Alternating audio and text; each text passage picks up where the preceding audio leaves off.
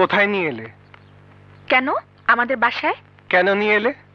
বাবা তোমাকে দেখতে চেয়েছেন তাই। কেন দেখতে চেয়েছেন? আমাকে দেখার কি আছে? তোমার কথা বাবাকে বলেছি তাই উনি তোমাকে দেখতে চেয়েছেন। কে আমি বুঝতে পেরেছি। It is very clear to me. You are thinking something else about me, right? I am requesting you. This is my earnest request. Please, do not think more. আমাকে নিয়ে কোনো কিছু ভেবো না। আমি বিভ্রান্ত, আমি উদ্ভ্রান্ত। আমি এখন দিকবিদিক শূন্য একটা মানুষ। I am in the middle of nowhere. আমি যাব না। প্লিজ রতন, এখানে কোনো পাগলামি করো না। Please Keya, try to understand. আমার জীবনে এখন একটা মহাপ্রলয়ের প্রতিধ্বনি শুনতে পাচ্ছি। এই মুহূর্তে আমার জীবনে কোনো রোম্যান্স নেই, ভালোবাসা নেই, কিছু নেই, কোনো কিছুই নেই। আমি শূন্য, মহাশূন্য। সব ঠিক হয়ে যাবে, পাগলামি করো না, আমার সাথে চলো, এসো। ছেলেটা আর মেয়েটাকে বিয়ে দিতে পারলেই আমি বেঁচে যেতাম। স্যার, ভাইয়া তো বলছে মন্ত্রী হইয়া তারপরে বিয়া করবে। দেশে তো ভালো লোকের আকাল পড়েছে, ওর মতো লোক মন্ত্রী হবে? আরে ও মন্ত্রী হলে পারলে পুরো দেশটাই বেচে দেবে। বাবা, আমার বাবা। আসসালামু আলাইকুম। ও আলাইকুম আসসালাম। ছেলেটা কে কেয়া? এসো। বাবা ও রতন, পলাশডাঙ্গার রতন। ও, তুমি সেই রতন? তোমার কথা অনেক শুনেছি ওর কাছে। এসো এসো বাবা, এসো।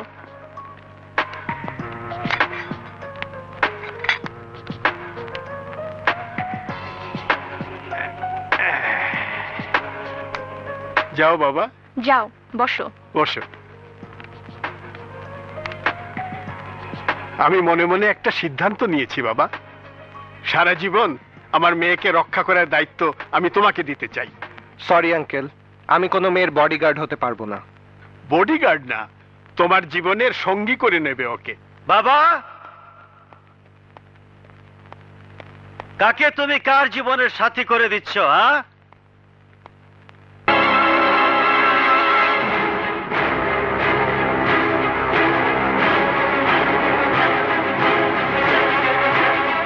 ওর সাথে পরিচিত হও। ওর নাম রতন। ওর নাম রতন ছাড়া ওর সম্পর্কে আর কি কি জানো বাবা? জানাশোনার জন্যই তো কেয়াকে দিয়ে ওকে ডেকে এনেছি বাড়িতে। বাড়িতে তোমার কে কে আছে বাবা?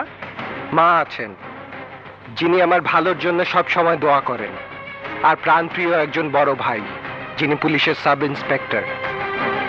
বুক ভরা আশা নিয়ে যিনি আমাকে ঢাকায় এক মহান নেতার কাছে পাঠিয়েছেন ইউনিভার্সিটিতে ভর্তি হওয়ার জন্য। আর সেই নেতা আমাকে এমন এক ইউনিভার্সিটিতে ভর্তি করে দিয়েছে, জানি না সেখান থেকে কবে মুক্তি পাবো। হ্যাঁ, কেন? কি হয়েছে তোমার বাবা? কি হয়েছে না হয়েছে সে কথা জেনে তোমার লাভ কি? তুমি তোমার বন্ধুর ছেলে এসপি বাদলকে কথা দিয়েছো, তা কি তুমি ভুলে গেছো?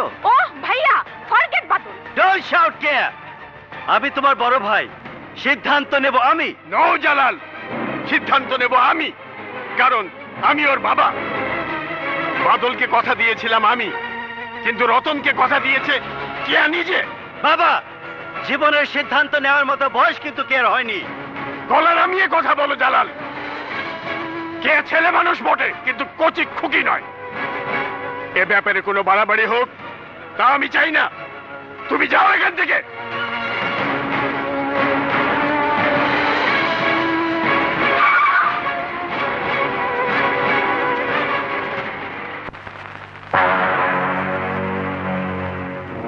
Who the hell are sitting in my chair? আমি তোমার ছোট বোনের হবু জামাই। রতন, তোমার এত বড় স্পর্ধা, তুমি আমার অফিসে আমার চেয়ারে?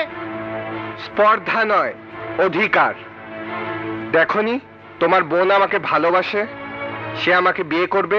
রতন, তুমি আমার বোনের দুর্বলতার সুযোগ নিয়ে আমার উপর চান্স নিচ্ছ না? সহজ সরল গ্রামের একটা ছেলেকে পেয়ে তুমিও আমার উপর চান্স নিয়েছিলে। রতন, আমি কতটা ভয়ঙ্কর তা তুমি দেখোনি? তুমি জানো না। আমি ফোন করলে শুধু ঢাকা ইউনিভার্সিটি না, অনেক ইউনিভার্সিটি কলেজের ক্যাম্পাস নড়ে উঠে। আমার টেলিফোনে জ্যান্ত মানুষ কয়েক মিনিটের মধ্যে লাশ হয়ে যায়। লাশ হয়ে যাওয়ার পর তো তুমি আর কিছু করতে পারো না। আমিও কিন্তু জ্যান্ত একটা মানুষ ছিলাম, তুমি লাশ বানিয়ে দিয়েছো আমাকে। আর কি করবে? ঢাকায় আসার পর আমার মা ভাইকে জানাতে পারিনি আমি কোথায় আছি। আমি ঢাকায় আসার পর আমার জীবনের সব স্বপ্ন শেষ হয়ে গেছে। আমি ঢাকায় আসার পর আমি ভুলে গেছি। এর জন্য শুধু তুই দায়ী। এর শাস্তি তোকে পেতেই হবে। আমি তোর সামনে তোর বোনকে তুলে আনবো, বিয়ে করব, তারপর প্রেস কনফারেন্স করে তোর মুখোশ খুলে ফেলবো, তোর ভণ্ড রাজনীতি শেষ করে ফেলবো। তোকে আমি এখান থেকে যেতে দেব না, তোকে মেরে ফেলবো।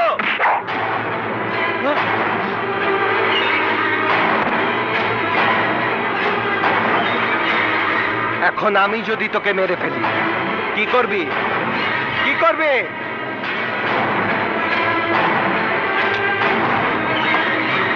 তোর জীবন ভিক্ষা দিয়ে গেলাম।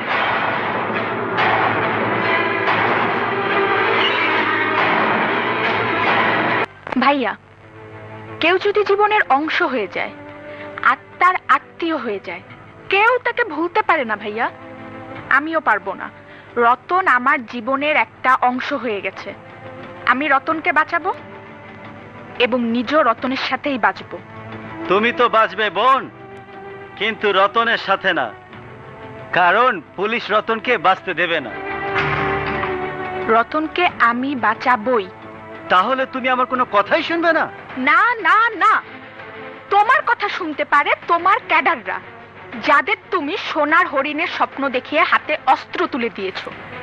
রাজনীতির নামে যারা চাঁদাবাজি করে, টেন্ডারবাজি করে, তারা।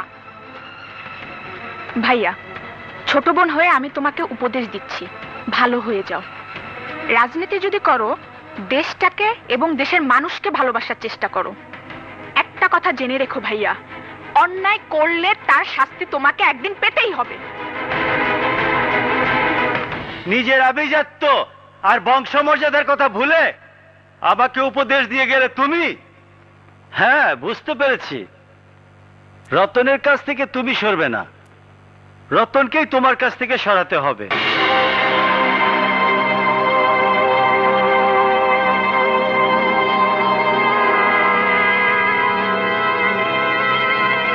রতনকে মেরে ফেলতে হবে। হ্যাঁ, রতনকে মেরে ফেলতেই হবে। কি কইলি? কইলাম আমরা তো শেষই। রতন ছেলেটার হাজারে শুনে খুব কষ্ট লাগে। ওরে এখনো ফিরে যাওয়ার পথ আছে। ওরে বাঁচায় দেই, ও দেশে চলে যাক। বাবা বাবা বাবা, রতনের লেগে দেখি তোকে অনেক মায়া। রতনের আরো বহুত চক্কর আছে। আরে বাইকে যাও তো অনেক দূরের কথা। রতন আজকেই মারা যাইব। দাদু অর্ডার দিছে ওরে ফালাই দিতে। কিটা ফেলাবে তুই? তোরে ফেলাই দেবো এখন। জালাল খা গিয়াস ছাত্র রাজনীতি নামে অস্ত্রের ব্যবসা করে, টেন্ডারবাজি করে, মাদকের ব্যবসা করে। তুই তাদের চেয়ে কোন অংশে কম না।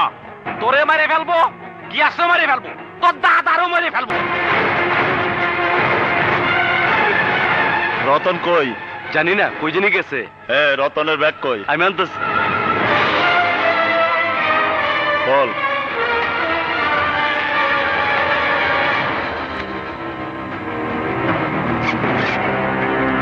শিবু, পিস্তলটা রতনের ব্যাগে দিলাম কেন? কত? বুঝতে পারলাম না ভাই। রতন এসে ব্যাগ নিয়ে যাবে, এই মার্ডারের আসামিও সে হবে। ব্যাগ ওইখানে রাখ। চল যাই। মা, মা, এদিকে এদিকে। কি হয়েছে বাজান? কি হয়েছে তোর? কি মা, স্বপ্ন দেখলাম। এটা কি স্বপ্ন দেখলাম? স্বপ্নে কি দেখছিস? মা গো, স্বপ্নে আমি দেখলাম আমার রতন রে পুলিশ দাওয়া করতেছে। রাত দিন তুই নিজেই চোর গুন্ডাগো ধাওয়া কইরা বেড়াস তো, এই জন্যই এই স্বপ্ন দেখছিস। ঘুমা বাজান, ঘুমাইলে সব ঠিক হয়ে যাইব। মানিক রে, রতন ফোন করে না কেন? চিন্তা করিস না মা, রতন পড়ালেখা নিয়ে ব্যস্ত আছে, ফোন করণের সময় কই, ও নিশ্চয়ই ভালো আছে।